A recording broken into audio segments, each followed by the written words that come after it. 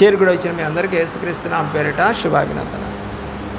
కొరింథీయులకు రాసిన మొదటి పత్రిక, కొరింథీయులకు రాసిన మొదటి పత్రిక 6వ అధ్యాయము 9-10 వచనాలు. 9-10 వచనాలు. మొట్టమొదటి మాట వినండి. ఎవరు దేవుడి రాజ్యానికి వెళ్ళరు? అన్యాయం చేసేవాడు. ఇంకా ఉంది లిస్టు, చదువు.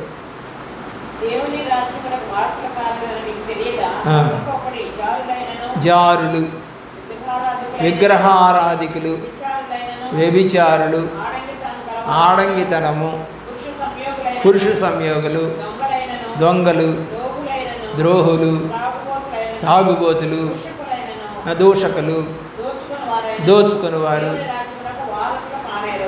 వీళ్ళందరూ వెళ్ళరండి. ఈ లిస్టులో ఏదైనా నీకుందా? ఈ లిస్టులో నీవు ఆ చెప్పబడినటువంటి 10-12లో ఏమైనా ఒకటన్నా నువ్వు చేస్తే చివరి మాట ఏంటి? దేవుని రాజ్యమునకు వారసులు కాదు. దానికి ఒక ఉదాహరణ చెప్పనా? ఒక 5 సబ్జెక్టులు 6 సబ్జెక్టులు పిల్లలకు ఉంటాయి పరీక్షలు. ఒక్క సబ్జెక్టు తప్పితే వాడిని పాస్ అయ్యాడంటావా తప్పాడంటావా? చెప్పండి. పాస్ అయ్యాడంటావా తప్పాడంటావా? తప్పాడంటావా పాస్ అయ్యాడంటావా? రెండే మాటలు. ఒక్క సబ్జెక్టే తప్పింది.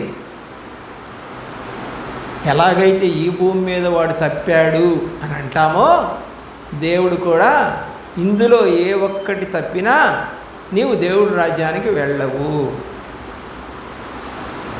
మరి ఎవరు వెళ్తారండి? అవి చేయకుండా ఉండేవాళ్ళు వెళ్తారు. ప్రకటన గ్రంథంలోనికి వెళ్ళు. ప్రకటన గ్రంథంలో దేవుని యొక్క ఆ ప్రేమలో 22వ అధ్యాయం. ప్రకటన గ్రంథము 22వ అధ్యాయము చివరిలోనికి వెళదామండి. దేవుని యొక్క ప్రేమలో దేవుడు మాట్లాడుతూ ఉన్నటువంటి మాట 15వ వచనం నుండి చదువు. కుక్కలను, మాంత్రికులను, వ్యభిచారులు, నరహంతకులు, విగ్రహారాధికులు, అబద్ధమును ప్రేమించి జరుగు ప్రతివాడును వెలుపట ఉంటారు. దేవుడి రాజ్యానికి వెళ్ళరు.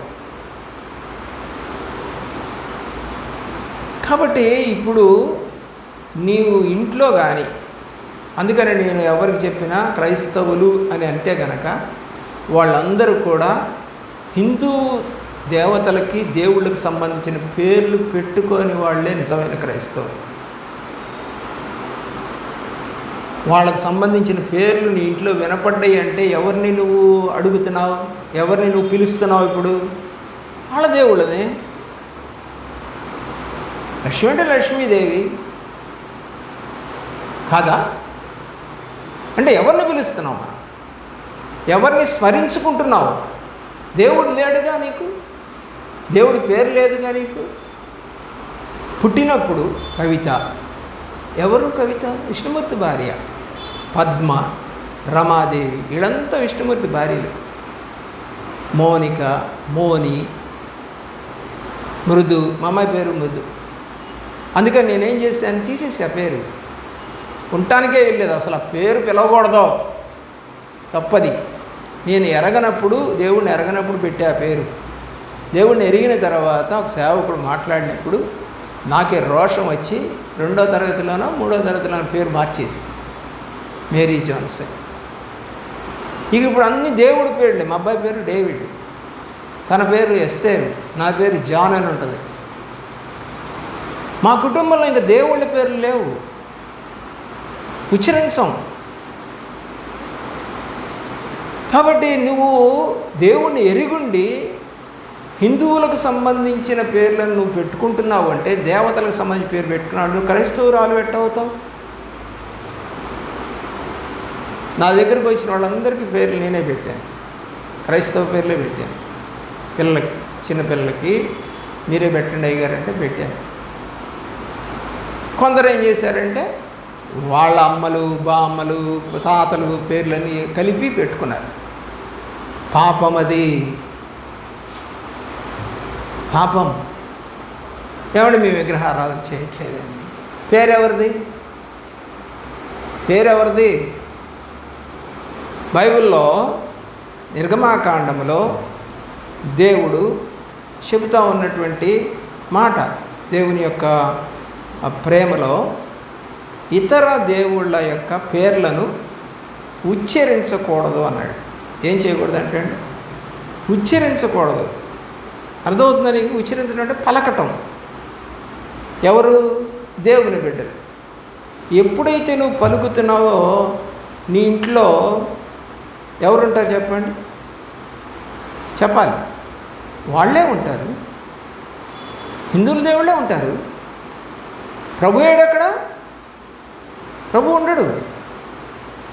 ఆలోచించి ఈ రోజున నిజమైగా మనము నడవాలంటే నడవలేకపోతాం. ఎందుకని చెప్పండి? ఎందుకంటే మనం లోక సంబంధులు అయిపోయాం. లోక సంబంధులు ఎప్పుడు కూడా దేవుణ్ణి మహిమపరచడం జరగదు. కాబట్టి నీ జీవితంలో చక్కని మాట, చక్కని పని నువ్వు చేయగలిగితే దేవుడు మహిమ నువ్వు చూడగలుగుతావు. కాబట్టి దేవుడు ఇచ్చినటువంటి మాటని ఏది కూడా మనము దాటకుండా నడిస్తే హిజ్కియా అడిగినట్టుగా, దావీదు అడిగినట్టుగా అడగచ్చు. నీకు నేను అనుకూలంగా నడవలేదా అన్నాడు. ఎవరు? హిజ్కియా. అతను చనిపోతావు నువ్వు అని చెప్పాడు, దేవుడే చెప్పాడు ఆ మాట యెషయా ద్వారా. అప్పుడు అతను ప్రార్థన చేస్తూ ఏమండి ఆ మాట అంటాడు. ఏమని? నేను నీకు అనుకూలంగా నడవలేదా అంటే ఎక్కడన్నా తప్పు చేశాను ఆయన. దానియేలు కూడా అంతే. ఉద్యోగ విషయంలో కానీ ఆరోగ్యాలు కనపడుతుంది మీకు. తన యొక్క దేవుడి విషయంలో కానీ అతను క్రమం తప్పలేదు. దినమునకు 3 సార్లు ప్రార్థన చేస్తాడు. పెద్ద ఉద్యోగం అండి. దరిదాపు 15 సంస్థానాల మీద అతను హెడ్. అంత ఉద్యోగంలో ఉండి కూడా తప్పు అనేది చేయలేదండి. పాపం అనేది చేయలేదండి. చంపేస్తామన్నారు, సింహాల బోన్లో వేస్తామన్నారు. అయినా సరే నేను ప్రార్థన చేయకుండా ప్రార్థన చేస్తున్నప్పుడు తీసుకొని పోయారు అతన్ని. చేయకూడదని ఆర్డర్ చేసిన తర్వాత ప్రార్థన చేస్తుంటే పోయి కంప్లైంట్ చేశారు రాజుకి. మరి రాజుకేం పాపం ఇష్టం లేదు, కానీ వీళ్ళందరికీ ముందుగానే తీర్మానం చేశారు కాబట్టి అతన్ని తీసుకొచ్చి సింహాల బోన్లో వేసారు. భయపడ్డా? ప్రార్థన అయిపోయాడా? ఆపలేదే. అయితే మనం అయితే ఆపేస్తూ ఉంటాం.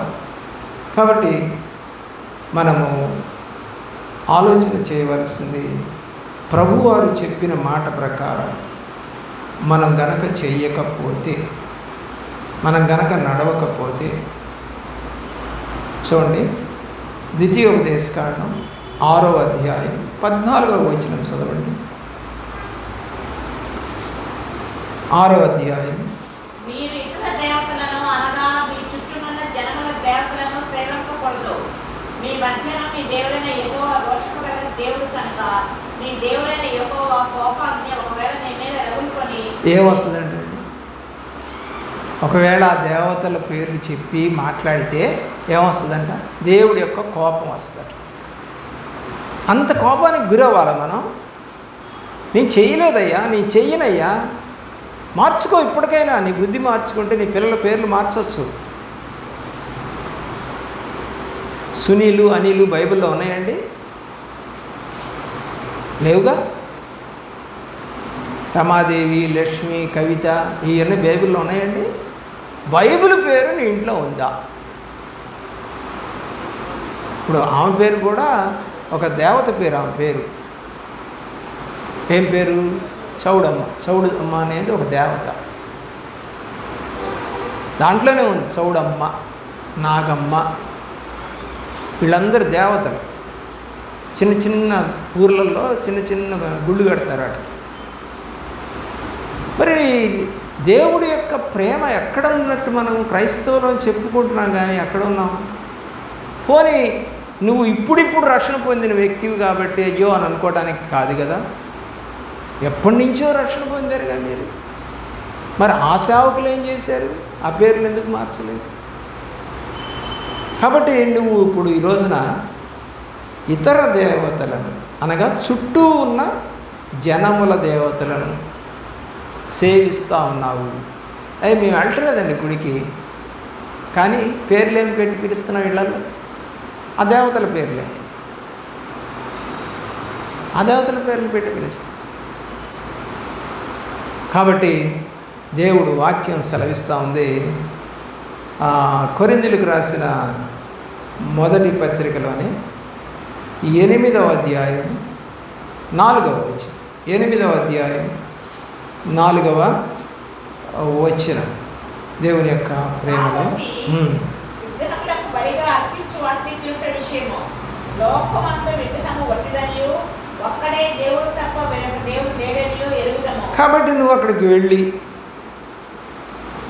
మరి వాళ్ళు పెడతారు, ఇది నైవేద్యం అనేది పెడతారు వాళ్ళు. దానికి ఆ పెట్టినప్పుడు ఆ కొబ్బరి ముక్కో లేదా ఆ ప్రసాదము కనుక తినుంటే పాపమే, దాన్ని బట్టి లెక్కేసుకుంటూ పోతాడు దేవుడు. ఏమండి, ఒక ఆయన ఆసుపత్రికి వెళ్ళాడట. అప్పటికే ఆయన షుగర్ పేషెంట్. సరే కొంచెం బాగలేదు అని చెప్పేసి ఆసుపత్రికి వెళ్ళాడు. టెస్ట్ చేశారు. చేస్తే 350-400 ఉందంట షుగర్. ఏమయ్యా, పోయిన నెలలో చూస్తేనేమో 90-80 లేకపోతే 110 అంతే కదా ఉంది, ఇదేంటి నెల తిరగకముందు ఇంత పెరిగింది, షుగర్ తిన్నావా ఏమన్నా అన్నాడంట. బేబీ తినలేదండి అంటే భార్య చెప్పిందంట. అన్నీ తింటున్నాడండి, ఏం మాంటలేదండి, చెప్తే వింటలేదండి. అంటే ఇప్పుడు ఏమైంది చెప్పండి, అతను తీసుకోకుండా వేసుకునేటువంటి మందు సరిపోతుంది, ఇది తీసుకున్నప్పుడు ఆ మందు యొక్క పవర్ సరిపోదు. అర్థమవుతుందండి మీకు? అప్పుడు ఏం చేస్తాడు అతను? హై పవర్ బిళ్ళలు ఇస్తాడు. ఇప్పటి నుంచైనా నువ్వు సరిగా ఉండు, జాగ్రత్తగా ఉండు అని చెప్తాడు. చెప్పడా? దేవుడు చెప్పడా? సరే తప్పు చేసావు, దేవుడు ఎరిగుండి, అమ్మ ఇప్పటి నుండి అన్నా ఇంకా తప్పు చేయకుండా ఉండు. వ్యభిచారం ద్వారా పట్టబడిన స్త్రీ దేవుడి దగ్గరికి వచ్చింది. రాళ్ళు తీసుకొని కొట్టాలి, ధర్మశాస్త్ర ప్రకారం రాళ్ళు తీసుకొచ్చారు కొట్టడానికి. దేవుడు ఒక మాట అన్నాడు, మీలో ఎవడైనా పాపం చేయనోడు ఉంటే ముందర రాయండి అన్నాడు. అంటే వాళ్ళందరూ ఏదో ఒక పాపం చేశారు, అందుకని ఒక్కడు కూడా రాయకుండా రాళ్ళు కింద పారేసిపోయారు. అప్పుడు అంటాడు దేవుడు, ఇక పాపం చేయబాడు, చేసావు ఇప్పటిదాకా, ఇక చేయబాడు అని చెప్పి పంపించాడు. కాబట్టి డాక్టర్ చెప్పాడు, ఇక నుంచైనా నువ్వు తినబాకు, నువ్వు బతకాలి అనుకున్నా, నీ కుటుంబం హాయిగా ఉండాలనుకుంటే, కొన్నాళ్ళు ఆయుష్ పెరగాలనుకుంటే ఈ ట్యాబ్లెట్లు వేసుకుంటూ జాగ్రత్తగా ఉండయా అని చెప్తాడు. అలాగే సేవకుడు ఏం చెబుతాడు, ఒకవేళ తప్పు చేసావు, ఇక నుంచైనా చేయకుండా ఉండమ్మా, ఇలాంటి తప్పులు రాకుండా చూసుకోమ్మా, దేవుడు కృప నీ మీద ఉంటుంది, కనికరం ఉంటుంది అని చెప్తాడు. తర్వాత 5వ అధ్యాయం కూడా చూడండి. 5వ అధ్యాయం 10-11 వచనాలు. 10-11 వచనాలు. అయితే ఈ లోకపు జాతులతోనైనను, లోకులతోనైనను, దోచుకుని వారితోనైనను, విగ్రహారాధకులతోనైనను ఏ మాత్రము సాంగత్యం చేయవద్దని కాదు, అలాగైతే మీరు లోకముల నుండి వెళ్ళిపోవలసి వచ్చును కదా. ఇప్పుడైతే సహోదరుడు అనబడిన వాడెవడైనను జారుడు కానీ, లోబి కానీ, విగ్రహారాధకుడు కానీ, తిట్టుబోతు కానీ, త్రాగుబోతు కానీ, దోచుకున్నవాడు కానీ అయ్యున్న ఎడల అట్టి వారితో సాంగత్యం చేయకూడదు. దేవుని ప్రేమించిన ఉన్నారా? 2 మాటలు చెప్పాడు. దేవుణ్ణి ఎరిగిన వారు ఎలా ఉండాలి, ఎరగని వారు ఎలా ఉండాలి 2 చెప్పాడు ఇక్కడ. ఒకటి ఏంటంటే, దేవుణ్ణి ఎరగని వారితో కాదు నేను మాట్లాడుతూ ఉంది, దేవుణ్ణి ఎరిగి ఏమంటున్నాడండి, దేవుడిని ఎరిగి.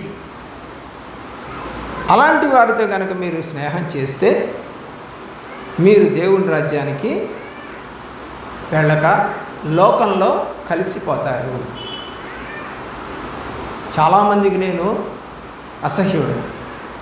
కారణం ఏంటంటే విగ్రహారాధన నుంచి వచ్చాను కాబట్టి, మళ్ళీ విగ్రహాల జోలికి పోవట్లేదు కాబట్టి, అక్క కానీ అన్న కానీ చెల్లి కానీ వాళ్ళ పిల్లలు కానీ నన్నేం పెద్ద ప్రేమించరు.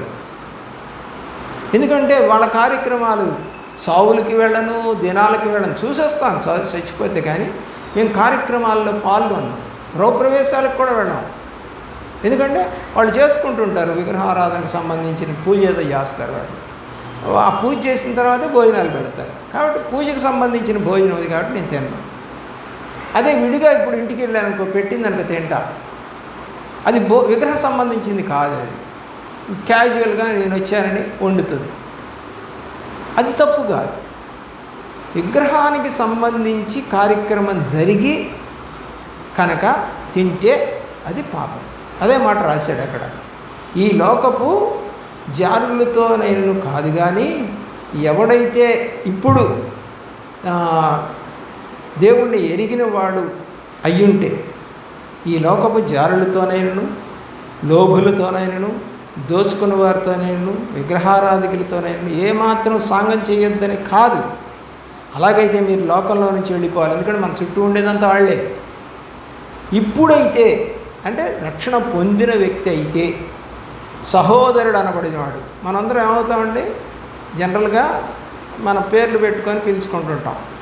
కానీ ప్రభువులో వాళ్ళందరినీ ఏమంటాం, ఇప్పుడు రోజుమేరైనా నేను సిస్టర్ అనే అంటాను. నా అమ్మాయి వరుస నేను కలపను. నేను అక్కో చెల్లో సిస్టర్ అంటే అదే కదా, అలాగే పిలుస్తాను అమ్మాయిని. కానీ ఎవరినైనా అంతే పిలుస్తాను, లేదంటే పేరు పెట్టి పిలుస్తాను, వరుస కలపను. కానీ ఈరోజు చాలామంది బాబాయ్, అక్క, లేకపోతే బ్రదరు, ఎవరితో? లోకపు జారులతో, అంటే పాపం చేసే వాళ్ళతో. సహోదరుడు అనబడిన వాడు కాదు అతను. అర్థమవుతుందండి?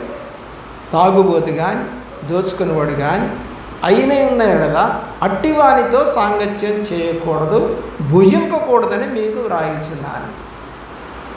స్నేహంగా తిరగద్దు, తినొద్దు. మనకుండరా హిందువులు? ఎంతోమంది ఉంటారు. అందరూ క్రైస్తవులు ఉంటారా? ఒకవేళ క్రైస్తవులు ఉన్న దొంగ క్రైస్తవులే ఎక్కువ. అన్నీ తింటారు బయటికి. మొన్న ఈ మధ్య ఎవరో ఇంటర్వ్యూ ఇచ్చాడు, ఒక సేవకుడు అంట. ఎవరో హిందూ అతను ఇంటర్వ్యూ చేస్తే, మరి మేము ప్రసాదం పెడితే తింటారా అంటే, ఎందుకు తిన్నా, వై నాట్ అన్నాడు. సిగ్గుమాలిన సేవకుడు. విగ్రహార్పితమైనది తినకూడదని బైబిల్ రాసింటే నువ్వు వాక్యం ఏం చెబుతావు? ఇంకా అంటే ఎవరితో కలిసిపోతున్నా?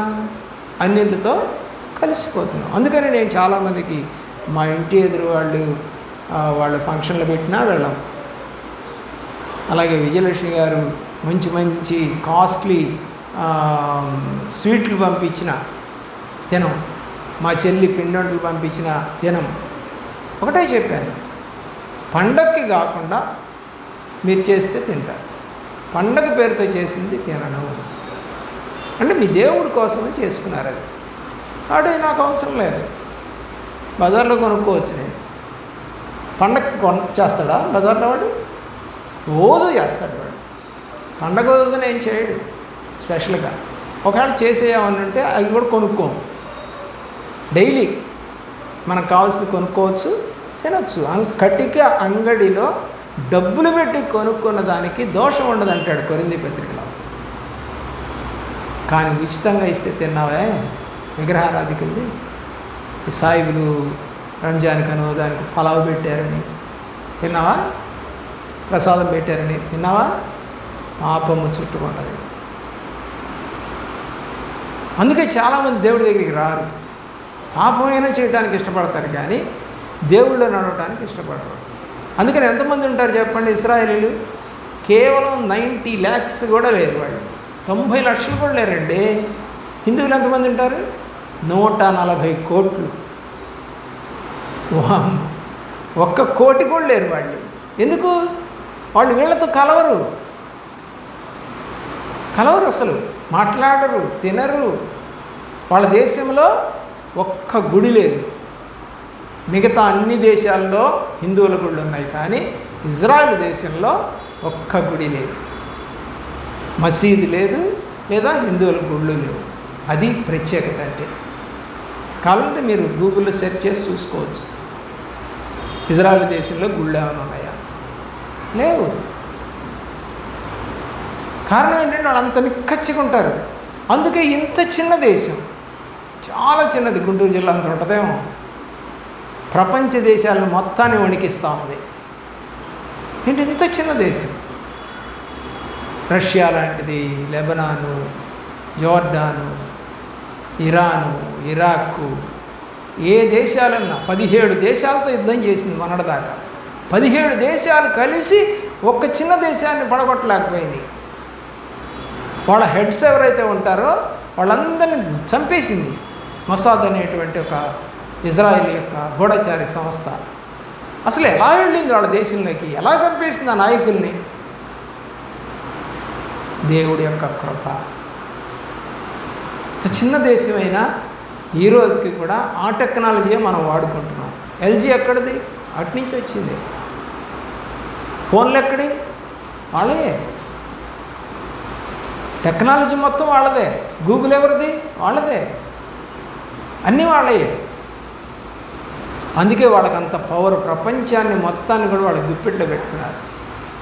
నువ్వు అనుకుంటున్నావు ఇప్పుడు ఫోన్ నాది, నా ఫోన్ ఎవరికి తెలిసినాను. నువ్వు ఏ కంపెనీది కొన్నావో, ఏ కంపెనీ సిమ్ వేసావో ఆ వివరాలన్నీ కూడా గూగుల్కి తెలుసు. ఎక్కడ? అమెరికాలో ఉన్నవాడికి తెలుసు. ఒకవేళ నువ్వు చేసిన తప్పును పట్టుకోవాలి అంటే ఈ పోలీస్ అధికారులు ఆ యొక్క సంస్థతో కనెక్షన్ పెట్టుకొని, బాబు వీళ్ళు నెంబర్ ఇది, వీళ్ళు గూగుల్లో ఎక్కడెక్కడ చూశారు, ఏం చూస్తున్నారు, ఏం ఫోటోలు డౌన్లోడ్ చేశారు, మీరు డిలీట్ చేసినా అన్నీ అక్కడ ఉంటాయి. అందుకే దొంగలను పట్టుకునేది వాళ్ళు తేలిగ్గా. ఫోన్ మాట్లాడేవా పట్టుకుంటారు. ఎక్కడిది ఈ టెక్నాలజీ? మనమంతా డిలీట్ చేసావే, ఎక్కడికి పోదు పాపం. పాపం ఎక్కడికి పోద్దండి? దేవుని ప్రేమించి. మరొక మాట మనం చదువు 10వ అధ్యాయం 7వ వచనం, 1 కొరింథీ పత్రికలోని 10వ అధ్యాయం. కూర్చుండి ఆడుటకు లేచిరి అని వ్రాయబడినట్లు వారిలో కొందరు వలె మీరు విగ్రహారాధకులై ఉండకూడదు, మరియు వారి వలె మనం విభచరింపక యుద్ధము. వారిలో కొందరు విభచరించినందున ఒక్క దినముననే 23,000 మంది కూలిరి. విచారం చేసినందుకంట 23,000 మంది కూలారంట. అసలు ఊహిస్తావా నువ్వు? ఏంటి, తప్పు చేస్తే వాళ్ళిద్దరే చావాలి, లేదా వాడే చావాలి, లేదా ఆయమ్మాయి చావాలి అని అంటాం కదా. మరి వీళ్ళంతా ఏంటి అంటే వ్యభిచారం చేస్తూ ఉంటే వాళ్ళంతా ఒప్పుకున్నారు. చేసుకొనిలే మనకెందుకు. మన ఇళ్లల్లో కూడా అద్దెకు వచ్చి వ్యభిచారం చేసేవాళ్ళు చాలామంది ఉంటారు కాదా. కొంతమంది అద్దెకి ఇచ్చి వెళ్ళిపోతూ ఉంటారు ఎక్కడో. వాళ్ళు ఏం చేస్తున్నారు? తాగుతున్నారా, సిగరెట్లా తాగి తందనాలు ఆడుతున్నారా, అమ్మాయిలు తెచ్చుకుంటున్నారా, పాపం చేస్తున్నారా, అసలు వ్యభిచార గృహంగా మార్చారా తెలియదు. ఎందుకని? ఆ ఇంటి ఓనర్కి డబ్బులు వస్తున్నాయి. మామూలుగా 5,000 రూపాయలు అయితే 7,000 చేస్తే 7,000కి ఒప్పుకున్నారు వాళ్ళు. ఎంతకైనా ఒప్పుకుంటారు వాళ్ళు. పాపం చేసేవాళ్ళు 7,000 10,000 అని ఇస్తారు. ఎందుకంటే పాపం సొమ్ము. 10,000 ఇస్తే ఏంటి, 20,000 ఇస్తే ఏంటి. అందుకనే కదా బాంబేలో వాళ్ళందరికీ ఇళ్ళకి పాకిస్తాన్ నుంచి వచ్చిన వాళ్ళకి ఇల్లు ఇచ్చారు వాళ్ళు. మామూలుగా అయితే 5,000కి కూడా పోదు ఒక్కొక్క ఇల్లు అతికి. వాడు 10,000 ఇచ్చాడు. 10,000 ఇస్తే బంగారంలాగా తీసుకున్నారు డబ్బులు, కాల్చి పారేశారు పెద్ద హోటల్. ఇతర దేశస్తులైన ఇశ్రాయేల్ యూదుల్ని మానభంగం చేశారు. ఎంత ఘోరం చేశారండి. నువ్వు వాళ్ళకి ఆశ్రయం ఇచ్చి డబ్బుల కోసం ఆశపడ్డావు. వాడు ఎవడో ఏంటో నీకు తెలియట్లా. పాకిస్తాన్ వస్తే తెలియదా నీకు? వాడి భాష తెలియదా నీకు? మన భాషకి వాడి భాషకి తెలీదా? నేను ఇప్పుడు వెళ్ళాను అనుకోండి అమెరికా దేశం, నేను ఏ దేశం నుంచి వచ్చిన వాడికి తెలీదా? ఊరనే కనుక్కోవచ్చు. అలాగే ఫారెన్ నుంచి ఇక్కడికి వచ్చినాడు మనం కనుక్కోలేమా? డబ్బు డబ్బు ఏ పాపాన్నైనా చేస్తుంది.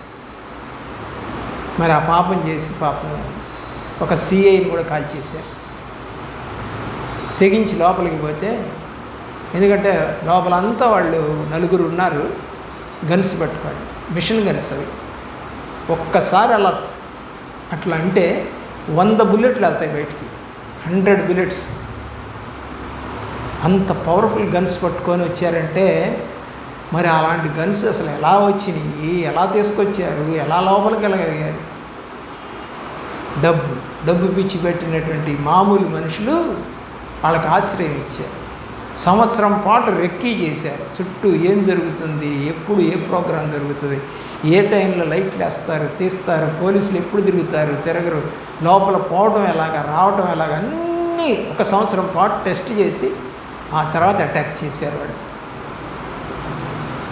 కాబట్టి మన ఇళ్ళకి ఎవరు అద్దెకి ఇస్తున్నాము? మా ఇంట్లోకి అద్దెకి వచ్చినప్పుడు మేము ఆధార్ కార్డులు ఇస్తేనే కానీ ఇల్లు అద్దెకి లేదు. ఆధార్ కార్డులు చూపించాల్సింది భార్యాభర్తలు. మెల్లిగా ఇంకోటి కూడా అడుగుతాం, మీ పెళ్లి ఫోటో కూడా ఉండాలి. కాకపోతే ఏం అసలు మేము ఇల్లు, అందుకని ఇల్లు చాలా సంవత్సరాలు ఖాళీగా ఉంచుతాం మేము. పాపం జరగకూడదు మా ఇంట్లో. దేవుని యొక్క ప్రేమలో గలతీ పత్రిక 5వ అధ్యాయము 20-21 వచనాలు. గలతీ పత్రిక 5:20-21. విగ్రహారాధన, అవిచారము, మొట్టమొదటిది ఏం చెప్పాడు? విగ్రహారాధన. తర్వాత విచారము, ద్వేషములు, కలహములు, మత్సరములు, క్రోధములు, కక్షలు, భేదములు, విమతములు, అసూయలు, మత్తతలు, అల్లరితో కూడిన ఆటపాటలు మొదలైనవి. వీటిని గురించి నేను ముందు చెప్పిన ప్రకారము ఇట్టి వాటిని చేయవారు దేవుని రాజ్యమును స్వతంత్రించుకోవాలని మీతో స్పష్టంగా చెప్పుచున్నాను. ఎంత చక్కగా రాశాడు. దేవుడి రాజ్యానికి నువ్వు ఎందుకు వెళ్ళవో రాశాడు. విగ్రహారాధన ఫస్టే రాశాడు. విగ్రహారాధన చేసేవాళ్ళు అభిచారం అంటే లేనిది ఉన్నట్టుగా ఇతరుల మీద కొండలు చెప్పి మాట్లాడతారు. ద్వేషం, నీ కుటుంబీకులనే నువ్వు ద్వేషిస్తే ఇక దేవుడి రాజ్యం ఎట్టద్దా నువ్వు? ప్రేమ లేనివాడు నావాడు కాదు. కలహం, గొడవలు ఉన్నాయా మీకు? అలాగే మత్సరం అంటే ఒకళ్ళు బాగా సంపాదించుకొని తిరుగుతూ మంచిగా బ్రతుకుతుంటే నువ్వు వాళ్ళని చూసి కుళ్ళుకుంటున్నావా? అలాగే క్రోధాలు, కోపం పెంచుకున్నావా? అలాగే కక్షలు, ఏమండి కనపడితేనే కొట్టాలన్నట్టుగా అనిపిస్తుందా నీకు? భేదం, విమతములు, అసూయ, మత్తతలు, అల్లరితో కూడిన ఆటపాట. ఏమండి మేము అల్లరితో కూడిన ఆటపాటలు అస్సలు పాల్గొనమండి. మరి ఇంట్లో చూస్తున్న టీవీ ఏంటో, టీవీలో ఏమొస్తున్నాయి? కేకలేసుకుంటున్నారేంటి ఇళ్లలో? దేన్ని చూసి కేకలేస్తున్నా? దేని గురించి నవ్వుకుంటున్నా? దేని గురించి చప్పట్లు కొడుతున్నా? దేని గురించి అన్నం కూడా టీవీ ముందు కూర్చొని తింటున్నావు? దేని గురించి? అల్లరి అంతా టీవీ అండి. బయట అట్లా ఉండదు. చక్కగా ఆడుకుంటాం, శ్రమ పడతాం, ఒళ్ళు బాగుంటుంది, ఆరోగ్యంగా ఉంటుంది. ఈరోజు కూర్చోవటం మెక్కటమే. 50 కేజీల వాళ్ళు కాస్త 70 కేజీలు అయిపోతున్నారు. మరి పెరక్కేమవుతుంది? కంట్రోల్ లేదు, బాడీ కంట్రోల్ లేదు. బాడీని నువ్వు కంట్రోల్ చేసుకోకుండా తిని పెరిగి తర్వాత అనారోగ్యం వచ్చిందని ఏడవడం ఎందుకు? కాబట్టి దేవుని ప్రేమించండి. ఈ లక్షణాలన్నీ కూడా ఉంటే దేవుడి రాజ్యానికి వెళ్ళరు, దేవుడి రాజ్యమును స్వతంత్రించుకొనరని స్పష్టం. కాబట్టి దేవుని ప్రేమిస్తున్నప్పుడు వెళ్ళాలి. బైబిల్లో ఎన్నో విషయాలు, విగ్రహారాధన చేయకూడదు, విగ్రహాలకు పెట్టి తినకూడదు, దానికి మొక్కకూడదు, వాళ్ళ పేర్లు పెట్టుకోకూడదు, ఉచ్చరించకూడదు, ఎన్నో రాశాడు ప్రభువారు. కానీ ఏం చేయలేకపోతున్నాం. సంఘాలకు వచ్చేవాళ్ళందరూ వాళ్ళ పేర్లే, హిందువుల పేర్లు మార్చుకోరు. చిన్నపిల్లలకి దేవుడి పేర్లు, బైబిల్లో ఉన్న పేర్లు కూడా పెట్టట్లా. పెళ్ళి సంఘానికి వచ్చిన తర్వాత పెళ్ళిళ్ళు అవ్వట్లేదా? పిల్లలు పుట్టట్లేదా? మరి వాళ్ళకు కూడా బైబిల్ పేర్లు పెట్టకుండా దేవతల పేర్లు ఎందుకు పెడుతున్నారు? అంటే నువ్వు ఎవరితో సహవాసం చేయాలని నీ ఉద్దేశం? అన్యులతో, ఇతర దేవతలతో. పేర్లు కూడా అవే, రోజు పిలిచేది అవే. నీ ఇంట్లో దేవుడి మాటల కన్నా ఆ యొక్క దయ్యపు మాటలు రోజు వినపడతా ఉన్నాయి. పూజ చేయకపోవచ్చు, బొమ్మలు లేకపోవచ్చు, కామరంకడీలు వెలిగించకపోవచ్చు, కర్పూరం వెలిగించకపోవచ్చు, కానీ నీ పేరు మొత్తం అదే. మీ చుట్టాల ఇళ్లల్లో కూడా అదే, బంధువుల ఇళ్లలో, స్నేహితుల ఇళ్లలో, ఇరుగు పొరుగు వారిలో, చర్చిలో కూడా అదే. అదే పేరుతో పిలుస్తున్నాం. దేవుని యొక్క ప్రేమను గమనించుకొని అలాంటి స్థితి రాకుండా చూసుకోవాలని వాక్యాన్ని మీకు నేను ప్రకటిస్తూ ఉన్నాను. మోకరించండి.